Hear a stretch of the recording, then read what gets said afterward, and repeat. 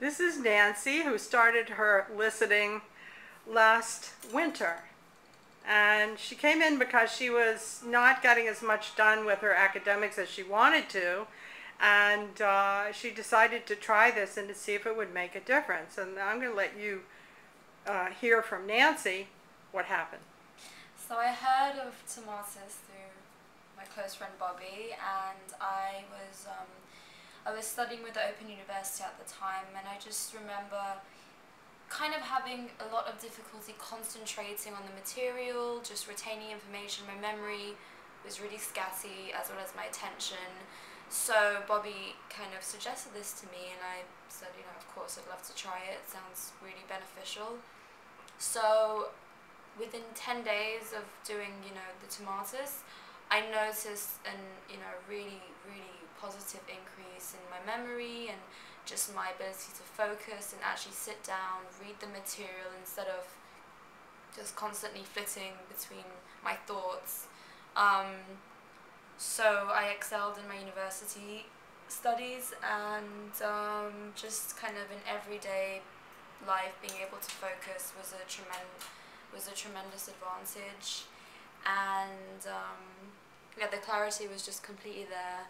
I'm still in the process of doing it. I was away for about 9 months. I just got back, so that was kind of interrupted just through this. Where were you? I was in Dubai for 9 months, and that was quite the experience, but just didn't really work out, so I had to come back. So I'm still kind of in the middle of doing my tomatoes and everything else in my life right now.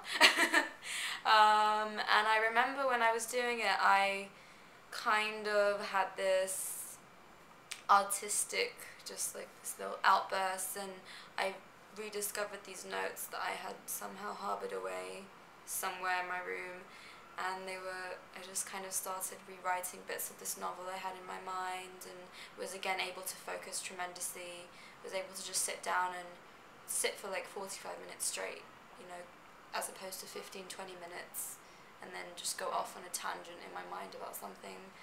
But I also noticed that if I had irregular levels of alcohol or sugar, I would not be able to absorb the acoustics well enough to actually, you know, do something for the day or the next 2 days. So typically I would, you know, make more of an effort to just control my diet, control going out with friends, make sure I wasn't really drinking when I was with them, because even a drink or two, the kind of residual alcohol really made a difference the next day, and I would not be able to sit as comfortably while I was doing the tomatoes or go to sleep as I would comfortably go to sleep.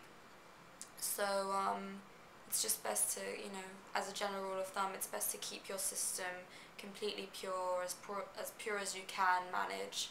And yeah, So what else have you been doing creatively?